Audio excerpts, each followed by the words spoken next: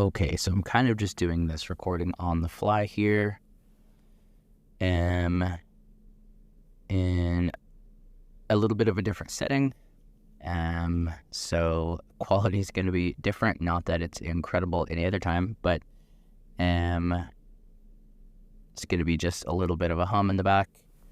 And the clarity is not going to be as accurate, I guess, as transparent. I'm going to use like a little audio enhancer thing, and it actually almost kind of is like on the borderline of making me sound like a different person.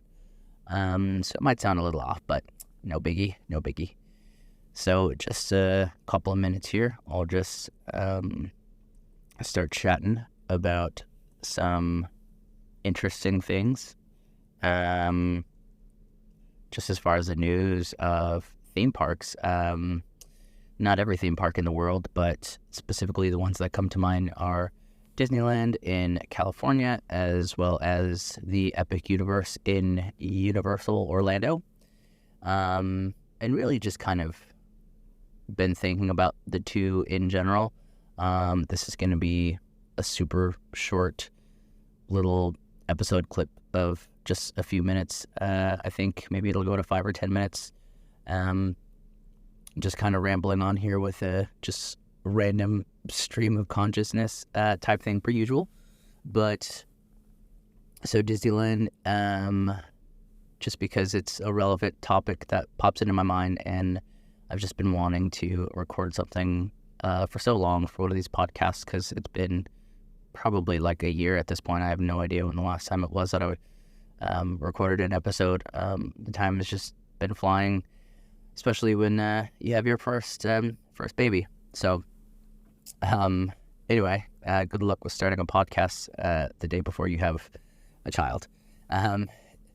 Anyway, so yeah, just the most obvious things that stick out for the popular theme park topics right now, at least in my mind, is the Disneyland Forward project, as they're calling it, and then the Epic Universe build over at Universal. So I'm just going to ramble on lightly. It's not going to be in-depth, and like I said, it's just going to be a few minutes, but I've been semi-deep in thought about Disney parks in the U.S. recently, and I've just been toying around with this concept in my mind, a couple different concepts, but one being why don't they just open up a new park in the U.S., or like I wish that could have somehow in some alternate universe have happened and been in the works like 10 or 15 years ago. I feel like the best thing to have done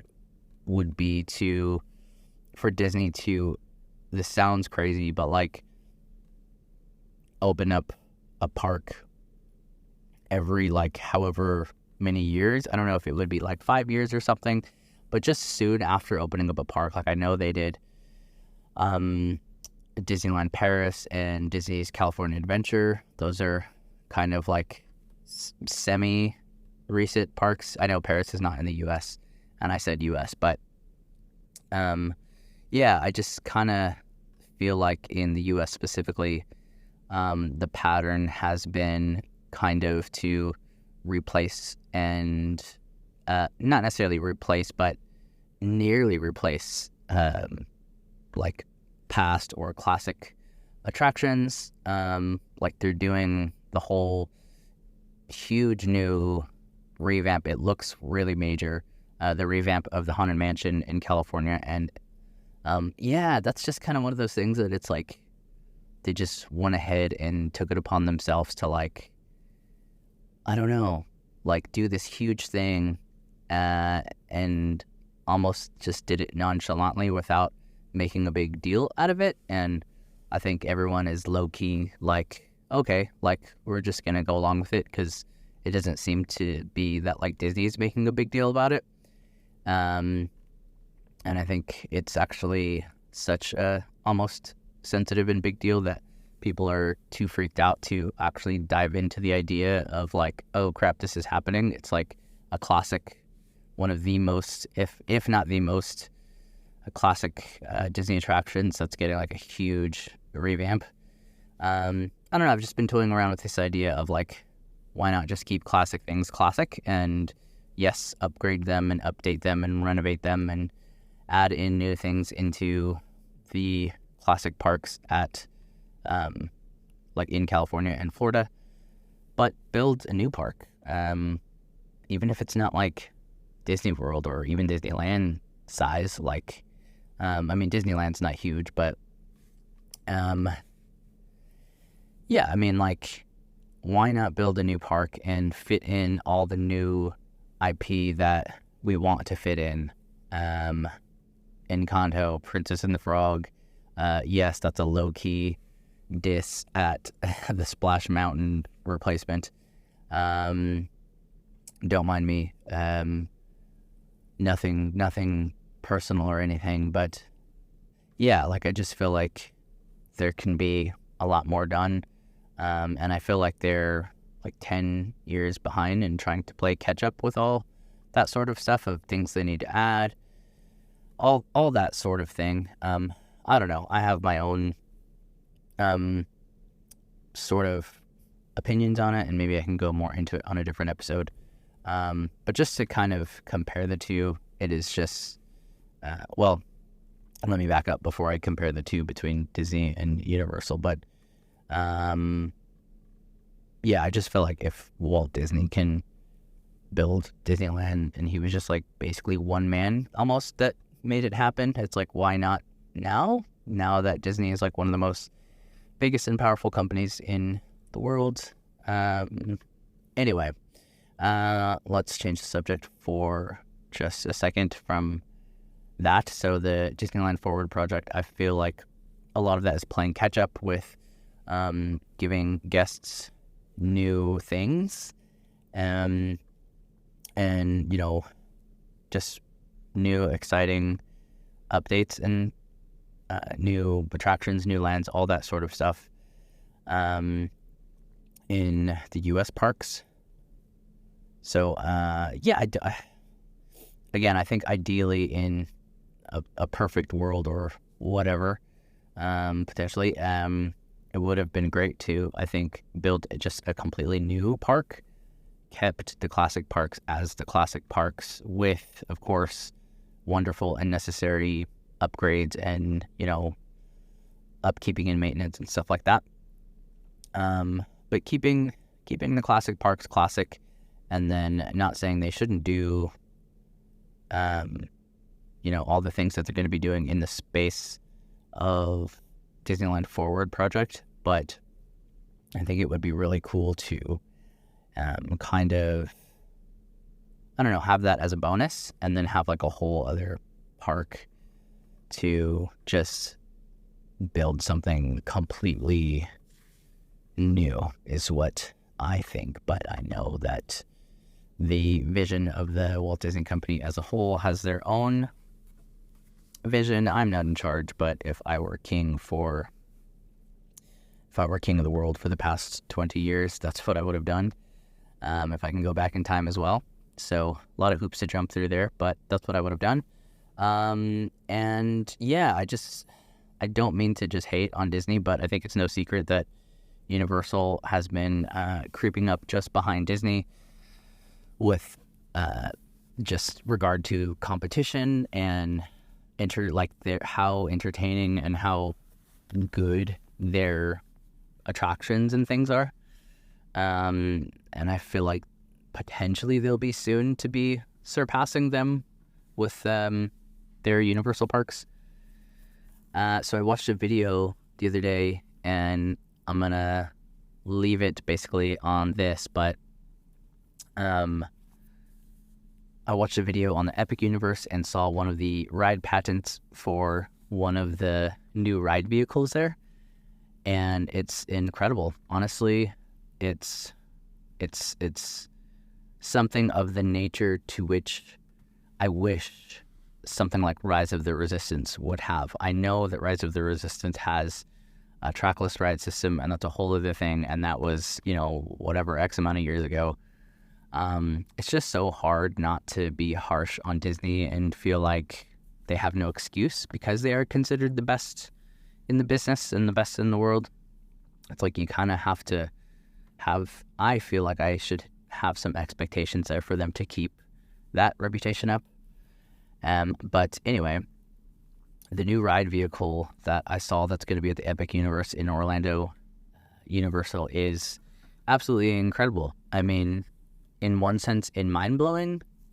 In one sense, it's mind-blowing, and in another sense, it's just perfect, and it just makes sense. And I feel like that level of newness and innovation should be what Disney is doing. And I don't want to diss them for the fact that they have a trackless ride system on Star Wars Rise of the Resistance.